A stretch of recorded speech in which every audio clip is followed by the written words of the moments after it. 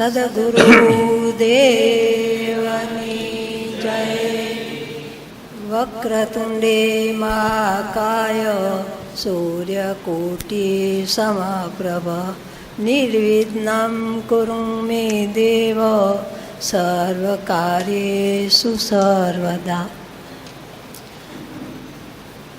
આ નિષ્કલંકી ધામની પવિત્ર અને પુણ્યશાળી ભૂમિમાં આજે છઠ્ઠા દિવસના અનુષ્ઠાનમાં બિરાજમાન મહારાજ શ્રી તેમજ તુલસી બાપા, રામજી બાપા, તેમજ વડીલ શ્રી ગંગારામ બાપા, તેમજ મહિલા મંડળના પ્રમુખ ભગવતીબેન, તેમજ ગોમાબા, વડીલો, માતાઓ અને ધર્મપ્રેમી ભાઈ બહેનો,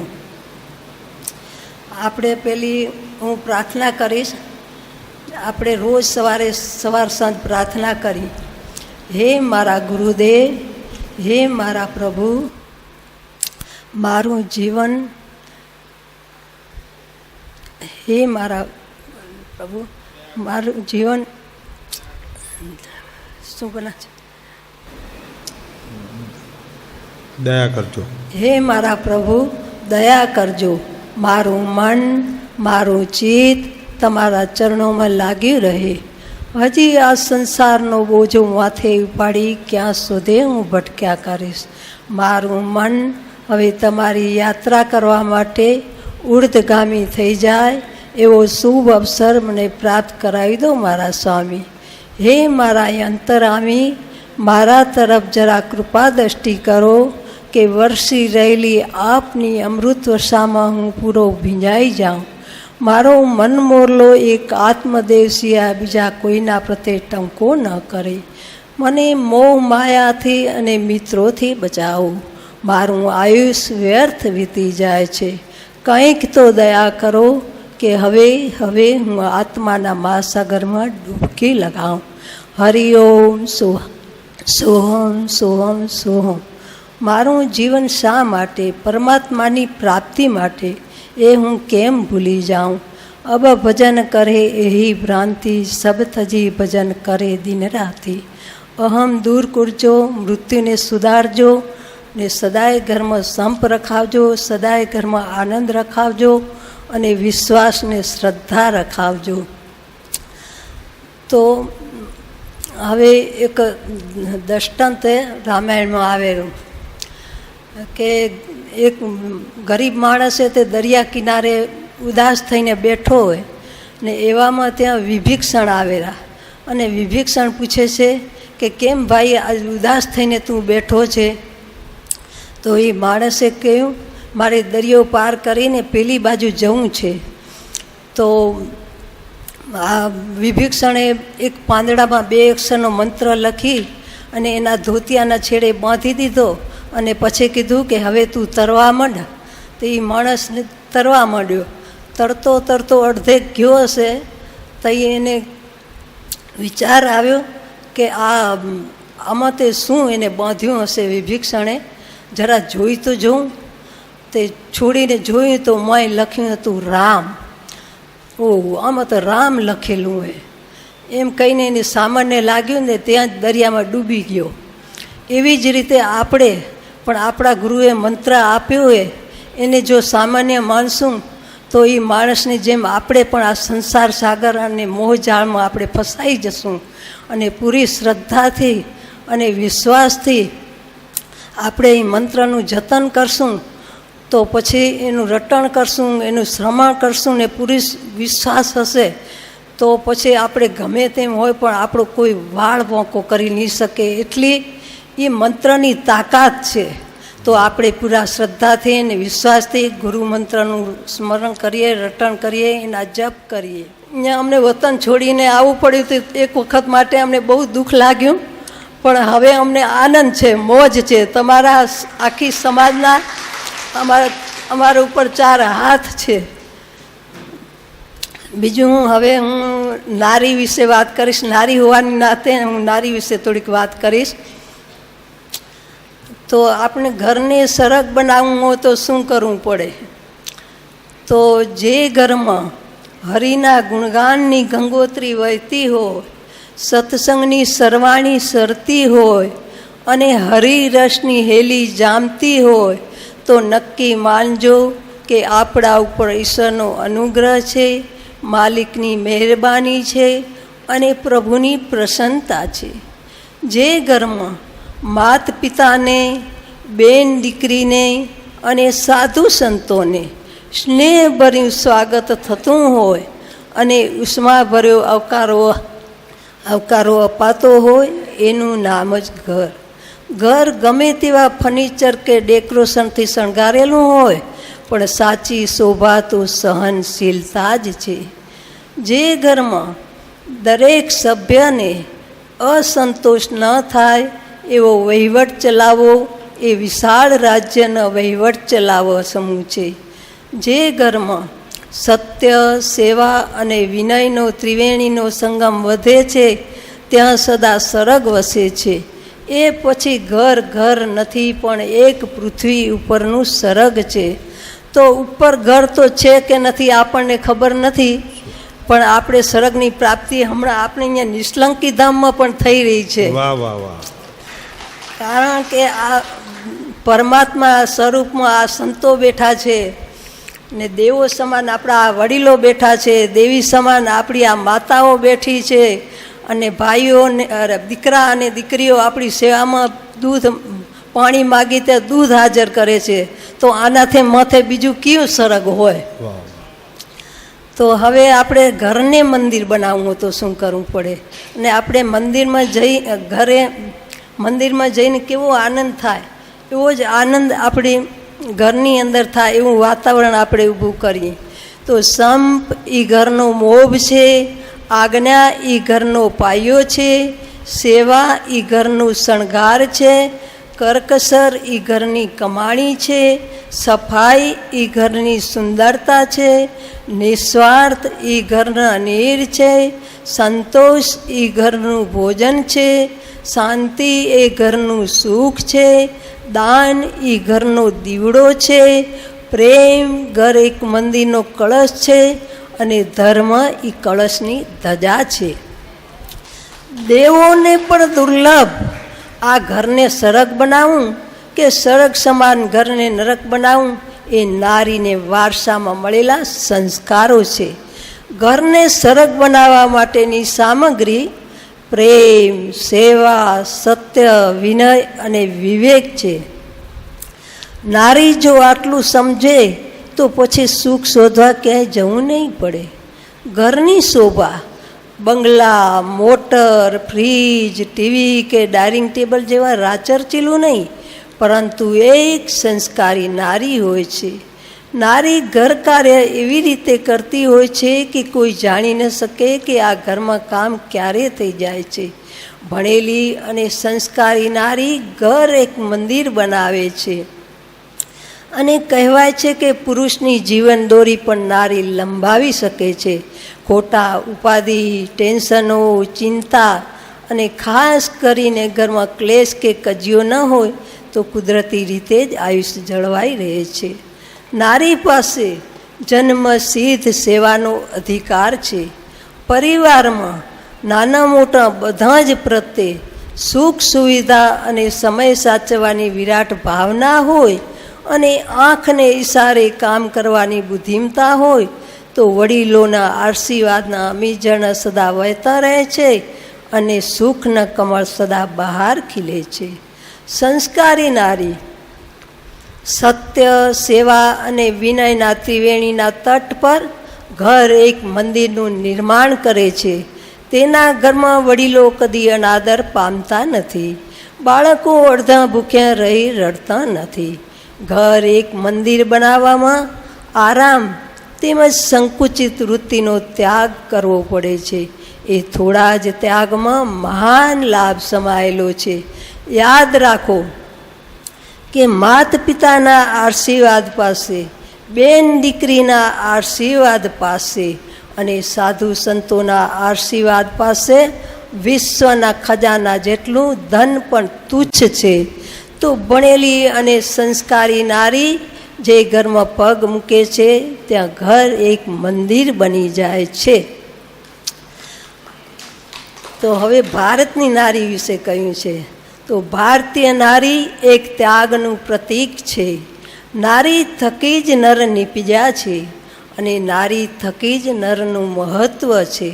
અને એટલા જ માટે એક સંસ્કૃતમાં શ્લોકમાં કહ્યું છે, જત્ર નારી અસ્તુ પૂજન્તે તત્ર દેવતા. જે ઘરમાં નારીનું સન્માન થાય છે તે ઘરમાં દેવતાઓ નિત્ય નિવાસ કરે છે. તો આ નારીનો કેટલો બધો મહિમા ગાયો છે.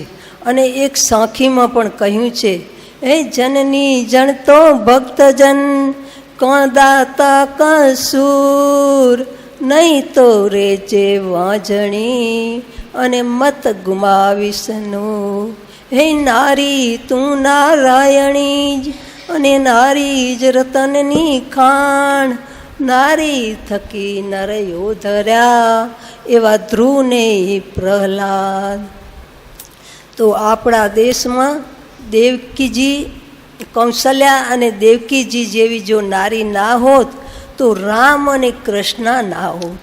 જો રામ અને કૃષ્ણ ના હોત તો ગીતા, ભાગવત અને રામાયણ જેવા ગ્રંથો ના હોત. જો ગીતા, ભાગવત અને રામાયણ જેવા ગ્રંથો ના હોત તો માણસ જીવનમાં દિવ્ય જ્ઞાન પ્રાપ્ત ના થયું હોત.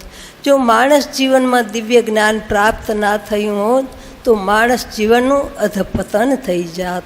તો જીવનને દિવ્ય સીમા ઉપર પહોંચાડનાર પણ મૂળમાં એક નારી જ છે. તેઓએ સમાજ માટે ત્યાગ આપેલ છે, તેથી તેને ત્યાગની મૂર્તિ કહી છે. જે નારીમાં ત્યાગની ભાવના છે તે નારી પૂજનીય છે, તે નારી વંદનીય છે. તો માતાઓએ પોતાના બાળકોને સારા સંસ્કાર આપવા જોઈએ, જેથી કરીને સુદૃઢ સમાજનું નિર્માણ કરી શકાય. અને એક કહેવતમાં પણ કહ્યું છે કે એક માતા 100 શિક્ષકની ગરજ સારે છે. તો જેટલું શિક્ષણ 100 શિક્ષક એક બાળકને ભણાવે છે એટલું શિક્ષણ એક માતા પોતાના બાળકને ભણાવી શકે છે. તો સ્ત્રી એટલે જનની, જનની એટલે પ્રેમ, જનની એટલે મૃદુતા. પ્રેમ, મૃદુતા અને ત્યાગના ત્રિવેણીના તાર પર ફરવા સર્જાયેલી સ્ત્રી પોતાનો સ્વધર્મ ચૂકે કે અપનાવે. માતા તો પ્રેમ ઘટાડે કે પ્રેમને વધારીને જગતને નંદવંદન બનાવે. તો માતાઓએ ઊંચાસન પર બેસી અને મહાન કાર્ય અને મહાન વિચાર કરવા જોઈએ. તો ભૂલી ગયા આપણે ઋષિમુનિઓની પરંપરાને અને એટવાઈ ગયા જૂઠા આડંબરોમાં. તો એ ઋષિમુનિઓની પરંપરાને આપણે ફરીથી જીવિત કરવી પડશે અને એના માટે આપણે માતાઓએ જાગૃત થવું પડશે. આપણા સંતો તો ઘણું કહે છે નારી વિશે, પણ ગાયત્રી પરિવારના રામ શર્મા આચાર્ય અને ભગવતી દેવી શર્માએ પણ એમના સત્સંગમાં કહ્યું છે કે નારી સમાજ સુધરશે તો પુરુષ સમાજ તો આપમેળે જ સુધરી જશે, પછી એને સુધારવા નહીં પડે. કારણ કે આપણા 2 કામ મુખ્ય છે. એક કામ છે રસોઈ બનાવવાનું અને બીજું કામ છે બાળકને જન્મ આપવાનું. જો આપણે ભગવત ભાવથી સાત્વિક ભોજન આપણે એમને જમાડશું તો એમના જીવનમાં પણ પરિવર્તન આવશે. અને બાળકને જન્મ આપવામાં આપણે જો મકાન બનાવવું હોય તો આપણે એન્જિનિયર પ્લાન કાઢવો પડે. એવી જ રીતે આપણે 5 લાખ કે 10 લાખ આપીને આપણે એન્જિનિયર પ્લાન કઢાવીએ છીએ. તો આપણે ભાવિ બાળક માટે કંઈ જ નહીં, તો આપણા ભાવિ બાળક માટે પણ કંઈક કરવું પડશે. તો આપણે કેવો દીકરો જોઈએ? પ્રહલાદ જેવો જોઈએ છે કે સુરવીર શિવાજી મહારાજ જેવો જોઈએ છે કે દાનવીર કરણ રાજા જેવો જોઈએ છે? તો આપણે એનું જેવું જીવન જીવશું તો જેવું જીવન જીવશું એવું આપણા બાળક થશે. તો આજના માતા પિતા એવું સત્સંગી જીવન જીવે, સત્શાસ્ત્રોનું વાંચન વાંચે અને સાત્વિક ભોજન લે અને પછી અતિશય ભક્તિ કરે, જપ કરે તો એની કુખે કોઈક મહાન સંત પેદા થાય છે. અને એ પછી દીકરો હોય તો એ દીકરાની તાકાત નથી કે બીડી તમાકુ કે ગુટકા ખાઈ શકે.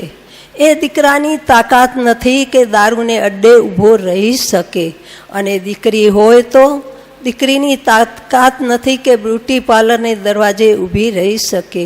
એ દીકરીની તાકાત નથી કે હોઠે લાલી લગાડી શકે.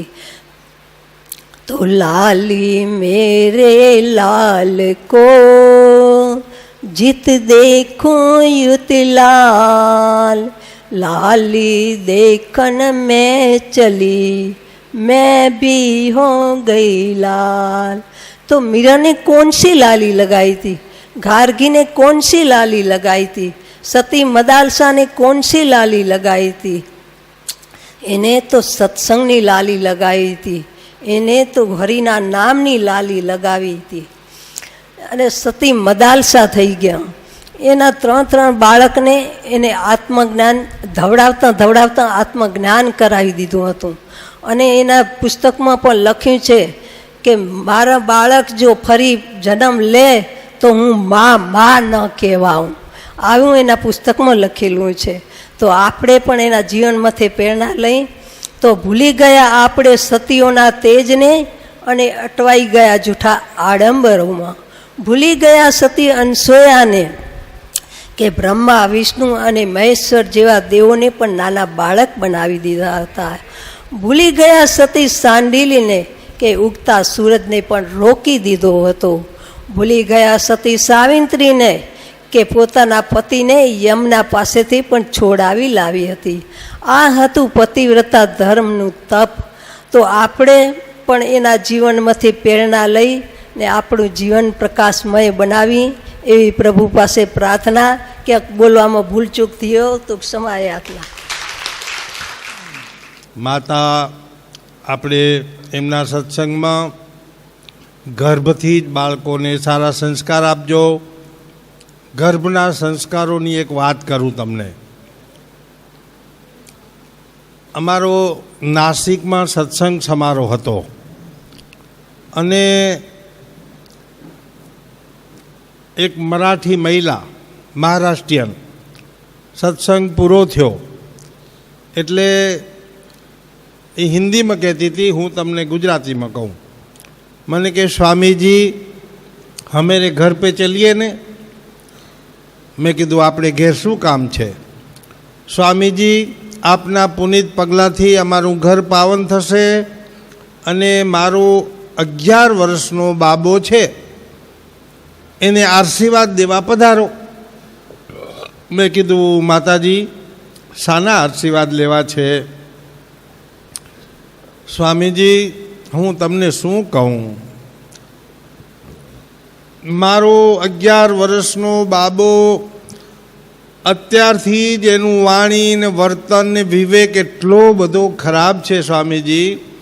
આખો દિવસ ફિલ્મના ગાયનો ગાય, ડેન્સ કરે, આજુબાજુની છોકરીઓ નીકળે તો આંખોના મેચકારા મારે, સીટીઓ મારે. સ્વામીજી 11 વર્ષના બાબાની કાંઈ વિષય વાસના જાગૃત નથી હોય છતાંય અત્યારથી વાણી વર્તન એટલું ખરાબ છે સ્વામીજી. મોટો થશે ત્યારે કોણ જાણે કેવો થશે, મને ચિંતા થાય છે. આપ મારે ઘેર પધારો, એને આશીર્વાદ આપો, મારો બાબો સુધરી જાય. અમે એ મહિલાને ઘેર ગયા. મેં કીધું બાબાને બોલાવી લાવો. બાબો ક્યાંક રમવા જતો રહ્યો હતો, ઘરે હતો નહીં. એમના ઘરે ટીવી હતું. મેં પૂછ્યું માતાજી તમે ટીવી રાખો છો? હા હા સ્વામીજી ટીવી જોવાનો તો મને બહુ શોખ છે, 2 ટીવી રાખ્યા. એક મારા કિચનમાં છે, રસોડામાં. રસોઈ કરતાં કરતાં મને ટીવી જોયા વગર સ્વામીજી નથી હાલતું. મેં કીધું કાંઈ વાંધો નહીં, તમે ટીવીની અંદર શું શું જુઓ છો? સ્વામીજી ફિલ્મના ગાયનો, ચિત્રહાર, ડેન્સ ને એવું બધું મને બહુ ગમે. તમે જેવું જુઓ છો એવી અસર તમારા બાળક ઉપર થઈ છે. ગર્ભના સંસ્કારો વજીના લેપ સમાન ચોંટી જાય. એક ગામમાં અમારો સત્સંગ, સાંજે સત્સંગ પૂરો થયો એટલે એક મહિલા મને કે મહારાજ અમારે ઘરે પગલાં કરવા આવજો. મેં કીધું ભલે. બીજે દિવસે અમે એ મહિલાને ઘેર ગયા. એક 3.5 વર્ષનું બાળક રામાયણના તમામ સવાલોના જવાબ દે. રામ ભગવાન વિશે, લક્ષ્મણ વિશે, રાવણ વિશે, સીતા વિશે બધું જ બોલે. મને નવાઈ લાગી. મેં એની માને કીધું, બેટા આ 3.5 વર્ષનું બાળક ભણી ન શકે, લખી ન શકે, વાંચી ન શકે અને રામાયણનું જ્ઞાન ક્યાંથી થયું? મહારાજ એ મારા ગર્ભમાં જ્યારે હતો ત્યારે 3 વખત મેં રામાયણ વાંચી છે અને એ રામાયણ આજે આખા બાળકને કંઠસ્થ રહી ગઈ છે. ગર્ભના સંસ્કારો વજીના લેપ સમાન ચોંટી જાય. અભિમન્યુ પણ 6 કોઠાનું યુદ્ધ માતાના ગર્ભમાં ભણ્યો હતો. અભિમન્યુ છે ને ગયા જન્મમાં રાક્ષસ હતો, હિલોચન હતો. હિલોચન, હૈદાવન ને મૈદાવન 2 રાક્ષસ. અને કૃષ્ણ ભગવાન સામું એને યુદ્ધ કર્યું અને કૃષ્ણ ભગવાને એ 2 રાક્ષસને મારી નાખ્યા. હિલોચનને ખબર પડી કે મારા બાપને કૃષ્ણે માર્યા. હવે કૃષ્ણને જ હું મારી નાખું કે એટલો તાકાતવાળો. એને એક પેટી બનાવી કે આ પેટીની અંદર હું એને કળથી પૂરી દઈશ, પછી અંદરથી બાયણું વાસી દઈશ અને લોક મારી દઈશ એટલે પેટીમાં એ રૂજાઈને મરી જશે. એમ કરીને પેટી લઈને જાય રહ્યો. કૃષ્ણ ભગવાનને એમાં પૂરવા. ભગવાનને ખબર પડી કે હિલોચન મને મારવા આવે રહ્યો. બ્રાહ્મણનું રૂપ લીધું. ગયા હમા, ઓ મારા હૈદાવન મૈદાવન, એના બાપના નામની બૂમ પાડી. એટલે ઓલો હિલોચન કે આ તમારા બાપનું નામ લે રહ્યો આ બ્રાહ્મણ? કોણે પૂછ્યું? અરે કે હૈદાવન ને મૈદાવન મારો મિત્ર થતા. કૃષ્ણ ભગવાન કહેરા બ્રાહ્મણના રૂપમાં, મારા મિત્ર થતા અને એને મેં સાંભળ્યું કે કૃષ્ણે મારી નાખ્યા એટલે હું એના દીકરા કને જવું રહ્યો.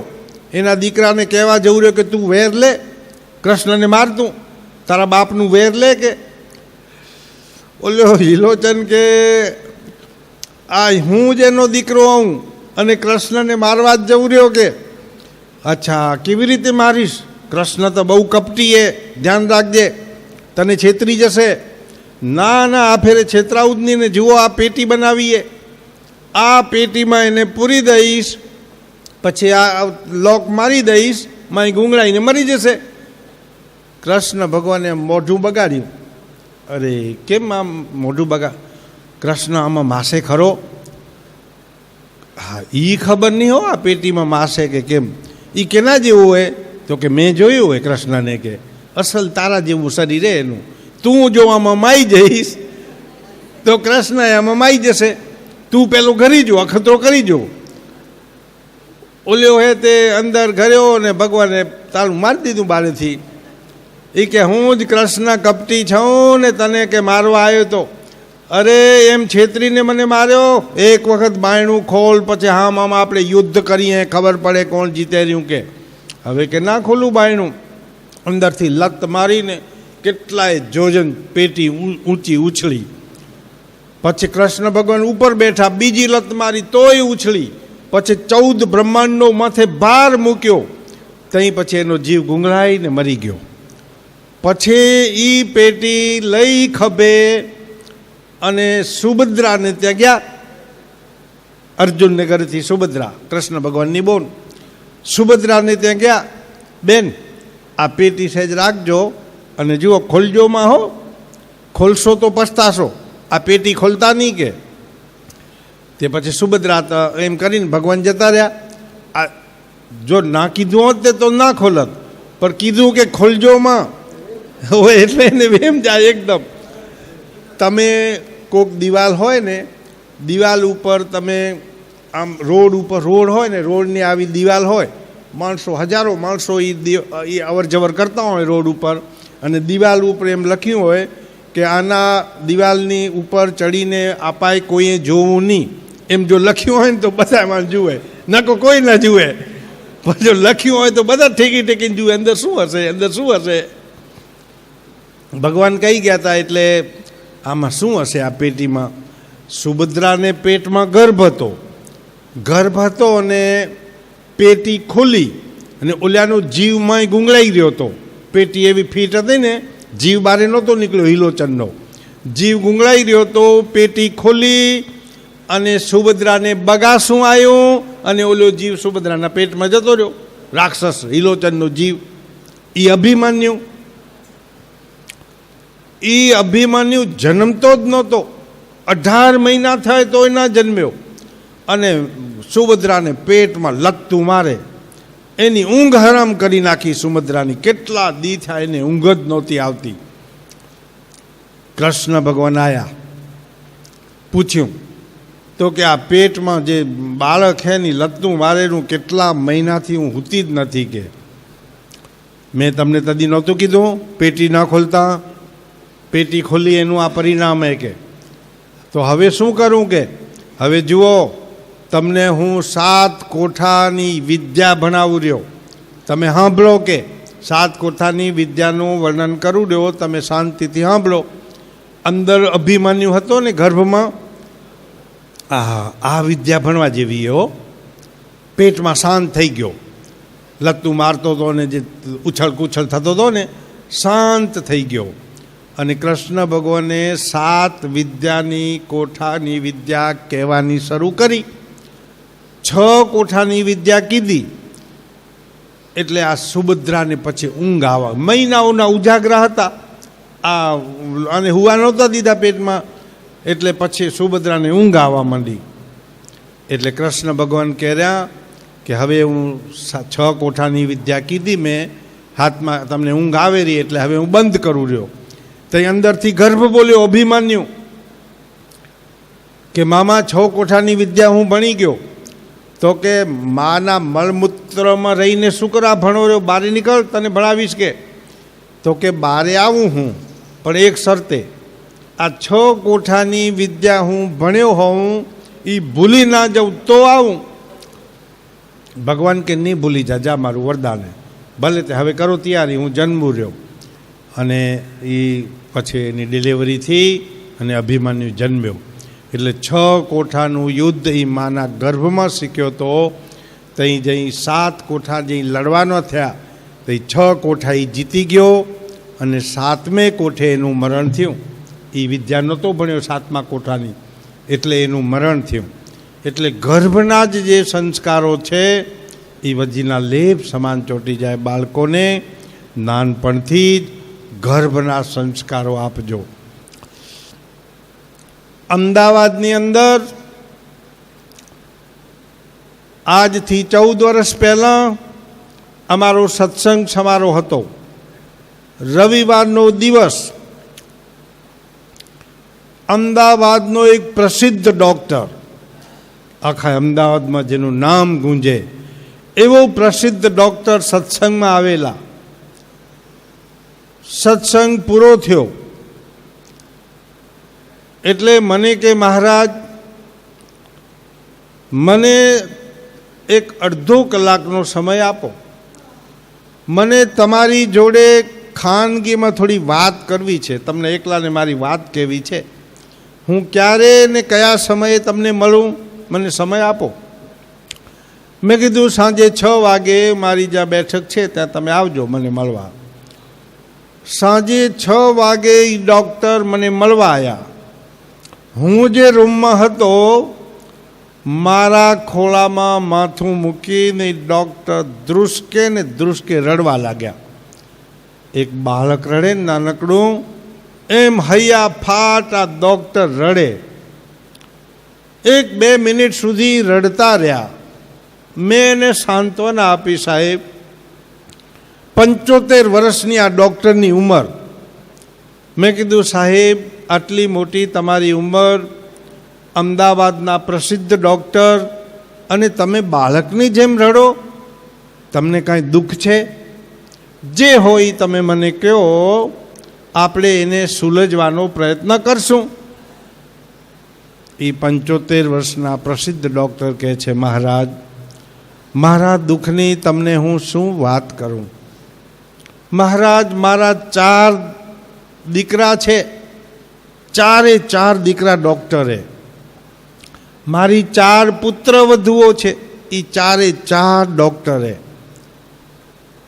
મારે ઘરેથી મારી પત્ની પણ ડૉક્ટરે. એક ઘરમાં અમે 10 ડૉક્ટર છીએ. રોજના લાખો રૂપિયા અમારા ઘરમાં ઠલવાઈ રહ્યા. મહારાજ 5 કરોડના બંગલામાં અમે રહી રહ્યા. 10 જણાને ફરવા માટે 10 ઘરમાં ગાડીઓ છે. 4 વ્હીલ ગાડીઓ બધાની જુદી જુદી છે. મહારાજ આટલી સંપત્તિ વચ્ચે પણ આખા અમદાવાદમાં મારા જેવો દુઃખી બીજો કોઈ જ નહીં હોય એમ કહીને ડૉક્ટર ફરી રડવા લાગ્યા. મને કે મહારાજ મારા 4 દીકરા મારા હમું બોલતા નથી. મારી પુત્રવધીઓ મારા હમું બોલતી નથી. અરે મહારાજ તમને શું કહું, મારી પત્નીએ મારા હાથે રિસાઈ ગઈ છે, એ બોલતી નથી. મહારાજ સાંજ પડે બધા ઘરે આવે દવાખાનેથી, કોઈ હોસ્પિટલમાં ક્યાંય નોકરી કરેલા, કોઈના પ્રાઇવેટ દવાખાના છે બધા ડૉક્ટરોના. સાંજ પડે એટલે કજિયો કંકાસના વાતાવરણે અમારા મનની શાંતિને મહારાજ હણી નાખી છે. મહારાજ હું સવારમાં 8 વાગે મારી હોસ્પિટલે જાઉં છું. સાંજે મારી હોસ્પિટલ 8 વાગે બંધ કરીને ઘરે આવવાનું મહારાજ મને મન નથી થતું. મહારાજ મને રાત્રે નીંદ નથી આવતી, ઊંઘ નથી આવતી. તમને સાચું કહું, હું રોજ દારૂ પીઉં છું મહારાજ, ડ્રિંકિંગ કરું છું, પછી હું સૂઈ જાઉં છું. મહારાજ હું શું કરું? કજિયા કંકાસ બાળકોમાં એટલું કુસંસ્કારનું રોપણ થઈ ગયું છે. બાળકો બધા એવા ગંદા સંસ્કારોને વરી રહ્યા છે. અમારી ભાવિ પ્રજાનું મહારાજ શું થશે? મેં કીધું કોઈ સાધુ સંતને ઘરે બોલાવો, સત્સંગ રાખો. સત્સંગથી જ મનુષ્યના જીવનમાં પરિવર્તન આવે. જે ઘરમાં ભક્તિ જ્ઞાન, તે ઘર આવે છે ભગવાન. જ્યાં સંતો તણા છે સન્માન, તે ઘર આવે છે ભગવાન. જ્યાં માતા પિતા તણા છે સન્માન, તે ઘર આવે છે ભગવાન. ઘરના સગળા સંપીને રહેતા, એકબીજાને દોષ ન દેતા, નાના મોટા સર્વ સમાન, તે ઘેર આવે છે. મેં કીધું કોઈ સાધુ સંતને બોલાવી સત્સંગનો કાર્યક્રમ રાખો તો થોડું પરિવર્તન આવશે બધામાં. ના ના મહારાજ, એ તો ઇમ્પોસિબલ, અશક્ય. મેં કીધું કેમ? અમારો આખો પરિવાર સાધુ સંતોનો વિરોધી છે. સાધુ સંતોને તો ગાળો બાંધે, એને જુએ તો આંખમાંથી અગ્નિ વરસે. એ તો મહારાજ અશક્ય છે સત્સંગ તો. તઈ મેં કીધું તમારા જીવનમાં પરિવર્તન ક્યાંથી આવે? પૈસો માણસને બધું સુખ નથી આપી શકતો. સુરતની અંદર સગા 2 ભાઈ 25 વર્ષથી જુદા થયા. મોટા ભાઈને પેઢી ઉપર લાખો રૂપિયાનું નુકસાન આવ્યું. 90 લાખનું દેવું થઈ ગયું. નરકડા ભાઈને ખબર પડી. ગયો ઘરે, ભાઈ તમે ચિંતા ન કરતા, તમારું દેવું બધું હું ભરી દઉં રહ્યો. મારે કને હજી ઘણી બધી સંપત્તિ છે અને તમારા દીકરા મારી પેઢીએ મૂકજો, બેયને હું નોકરી રાખી લઈશ, તમે કાંઈ કામ ના કરતા, અને તમારા ઘરની બધી જવાબદારી મારી. ઉનાળામાં કેરીઓના ધાબા નાખે. પેલા પરાળમાં કેરીઓ આપણે ભારતા, ખબર હે? યાદ હે? ધાબો નાખે એમાં પહેલું જઈને પેટીમાં ભાઈને ઘરે દી આવે. કોઈ પણ નવી ચીજ આવે ભાઈને ઘરે પહેલી દી આવે, પછી પોતાના છોકરા ખાય. આવા ભાઈ મળ્યા હોય ને તો તમારે કરોડોપતિ છે એમ સમજો. ભાઈ ભાઈને પ્રેમ કરજો. આજકાલ સગા બે ભાઈ કોર્ટે ચડેલા. અમે ભણતા ત્યાં એક દાખલો આવતો તો સગા બે ભાઈની એક વાર્તા આવતી. બે ભાઈ જુદા જુદા થયા. પહેલે જ વર્ષે ઘઉં વાવ્યા. તે ઘઉંના બે ભાગ પાડ્યા. બે ભાઈ ઢગલો હતો, ઠીબા ભરી ભરીને બેયમાં ભાગ પાડ્યા. 50-50 કે 100 મણ બે ઘઉંના ઢગલા. રાત્રે નરકડો ભાઈ કુંવારો હતો. એ વિચાર કરેલો, મારા મોટા ભાઈને ખર્ચો ઘણો હોય, છોરા હે, કુટુંબ કબીલો હે, મને આવડા ઘઉં શું કરશે? રાતનો 1 વાગે ઉઠીને ઠીબા ભરી ભરીને મોટા ભાઈના ઢગલામાં નાખી આવે. સવારમાં જુએ તો બેય ઢગલા સરખા. મોટા ભાઈને વિચાર આવ્યો, મારે તો કમાનાર ગણાય છે, નરકડા ભાઈનું કાંઈ નથી કમાવાવાળું. એ ઠીબા ભરી ભરી રાતે 2 વાગે એ ઠીબા ભરી ભરીને નરકડા ભાઈને ઢગલામાં નાખી આવે. સવારમાં જુએ તો બેય ઢગલા હરખા. બીજે દી એવું થયું, ત્રીજે દી એવું થયું. આમ કેમ થાય? બેયને વિચાર થાય, હું આનામાં નાખી આવું તો અમારા ઢગલા બે હરખા. એક રાતે બે ભેગા થઈ ગયા. ઓલો નાખવા ગયો, લુએ નાખવા ગયો. બે ભાઈ ભેટી પડ્યા.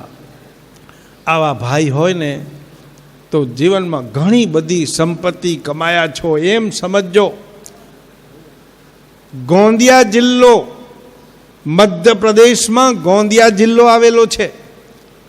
ગોંદિયા જિલ્લાની કોર્ટમાં હમણાં 5 વર્ષ પહેલાં જ, કોઈ 50 વર્ષ પહેલાંની વાત નથી, આ કોરોના પહેલાં ગોંદિયા જિલ્લાની કોર્ટમાં એક કેસ આવ્યો. ન્યાયાધીશે કોર્ટની વિગત વાંચી, દંગ થઈ ગયા. સગા બે ભાઈનો કેસ હતો. 70 વર્ષનો ભાઈ, એનો હગ્ગો ભાઈ મોટો 80 વર્ષનો, એના ઉપર કેસ કર્યો હતો. નરેકડે ભાઈ મોટા ભાઈ ઉપર કેસ. કોર્ટની અંદર બેયને હાજર થવાનો થયો.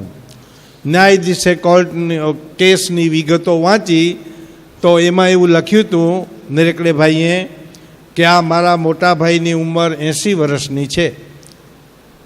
40 વર્ષથી મારી માને એ સાચવે રહ્યો. અમે 40 વર્ષથી બે ભાઈ જુદા થયા, અને જુદા થયા પછી મારી માની સેવા એ કરે રહ્યો. હું એને ઘણું કહું રહ્યો, હવે મા મને સોંપી દે, માની સેવા મારે કરવી એ. હું માના ઋણમાંથી મુક્ત ક્યારે થાઉં? મારો ભાઈ માનતો જ નથી. ના, મા તો હું નહીં જ દઉં. ન્યાયાધીશ મને ન્યાય આપે. 9 માસ રાખ્યો ઉદરમાં, જાણે ધન હોય જગતનું. પય પાનથી મેં પોષણ કર્યું, શોષણ કર્યું મેં એના રક્તનું. એ રક્તની દેનાર જનેતાનું હું રક્ત ન લઈ શકું, પણ એના ઋણમાંથી મુક્ત થવા મારું રક્ત કદીક દઈ શકું. ન્યાયાધીશ મને ન્યાય આપે કે માના ઋણમાંથી હું મુક્ત ક્યારે થઈશ? મને હવે મા જોઈએ છે. ન્યાયાધીશે મોટા ભાઈને સમજાયો કે 40 વર્ષથી તમે સેવા કરો છો, હવે નરકડા ભાઈને સોંપી દો, હવે એ સેવા કરશે, એને ઘરે જ લઈ જાય. હવે મોટો ભાઈ કહે છે, ના, મારી મા મારું સ્વર્ગ હે, અને મારા સ્વર્ગને હું મારા નજર સમક્ષ દૂર થવા દેવા નથી માગતો. મારું સ્વર્ગ મને મારા ઘરે જ જોઈ છે, માને હું કદાપી નહીં આપું. ન્યાયાધીશ બીજા ઓલા ભાઈને સમજાવે છે, બેયને એમ કરો, મહિનોના વારા કાઢો. 1 મહિનો નરકડાને ત્યાં રહે, 1 મહિનો મોટાને ત્યાં. ના, એમે કોઈ માનવા તૈયાર નહીં. ઓલો કે મા મને કાયમી જોઈએ, મહિનો નહીં. હું કે હું 1 મહિનોય ના મૂકું. બે ભાઈ ટસના મસ ના થાય. ન્યાયાધીશ વિચાર કરે, હવે આને શું ન્યાય આપવો? એની માને કોર્ટમાં બોલાવો. 109 વર્ષની ઉંમર એની માની. હાડ પિંજર જેવી, હાડકાં દેખાય, ખાલી 30 કિલો વજન એનું, વ્હીલચેર ઉપર એની માને કોર્ટમાં હાજર કર્યા. ન્યાયાધીશ પૂછે છે, માજી તમારા 2 દીકરા તમારી સેવા માટે ઝઘડ્યા છે, કોર્ટનો આશરો લીધો છે. મોટો કે છે મને સેવા મારે ઘરે રહે, નરકડો કે છે મારે ઘરે રહે. માં તમારી શું રાહ છે? તમને મોટાને ઘરે રહેવું છે કે નાનાને ઘરે? તમારી જે ઈચ્છા હોય મને કહો તો એવો હું ન્યાય આપું. તમારી રાહ જાણવા મેં તમને કોર્ટમાં બોલાયા છે. 109 વર્ષની ઉંમરની માં એમ કે છે, સાહેબ આ ઉંમરે મારે હવે અપજસ લેવો નથી. હું હવે કેટલા દાડા જીવવાની? હું એમ કહીશ કે મારે મોટા દીકરા ભેગું રહેવું છે તો નાના દીકરાને ખોટું લાગશે, નાના ભેગું રહેવું છે તો મોટા દીકરાને ખોટું લાગશે.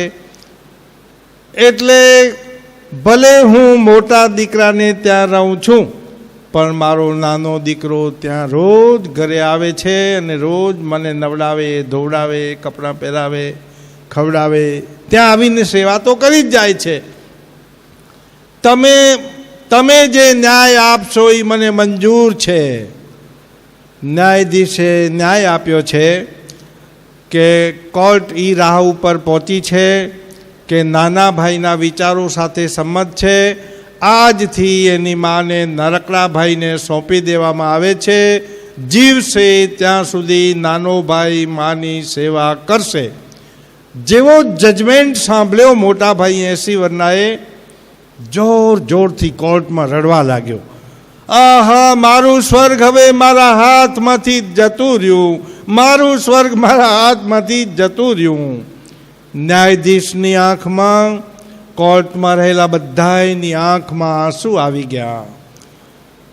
સંપત્તિ માટે તો સગા 2 ભાઈ ઝઘડતા ઘણા કોર્ટમાં કેસ આવ્યા, પણ માની સેવા માટે ઝઘડતા હોય એવા કોઈ વિરલે જ કોઈ હોય છે. માતા પિતાના અનંત ઉપકાર છે. હયાત માત પિતાની છત્ર છાયામાં વહાલના 2 વેણ બોલીને નિરખી લેજો. પછી એના હોઠ બિલાઈ ગયા પછી મોઢામાં ગંગાજળ મૂકીને તમે શું કરશો?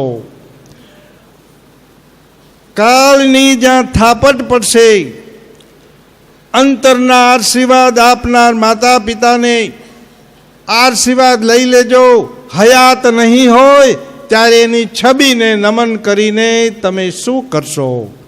કાળની થાપટ પડશે પછી અલવિંદા ઈ થઈ જશે. પછી પ્રેમથી માથે હાથ ફેરાઈ બેટા કહેનાર માં નહીં મળે હો. લાખ કરશો ઉપાય પણ વાત્સલ્ય લાવો પછી નહીં મળે. પછી દીવાન ખંડમાં એની છબી રાખીને તમે શું કરશો? માતા પિતાના આશીર્વાદનો ખજાનો ભાગ્યશાળી સંતાનને જ મળે છે. અરે 68 તીરથ છે માતા પિતાના ચરણોમાં. બીજા તીરથ ફરીને તમે શું કરશો? સ્નેહની ભરતી આવીને ચાલી જશે ક્ષણવારમાં. પછી કિનારે છીપલા વીણીને તમે શું કરશો? હયાત હોય ત્યારે હૈયું માતા પિતાનું તમે ઠારજો. પાનખરમાં વસંત આવે એવો વ્યવહાર તમે કરજો. એનો દેહ પંચભૂતમાં ભળી ગયા પછી એના અસ્થિને તમે ગંગામાં પધરાવીને તમે શું કરશો? અરે શ્રવણ બનીને માતા પિતાના ઘડપણની લાકડી તમે બનજો. શ્રવણ બનીને માતા પિતાના ઘડપણની લાકડી તમે બનજો.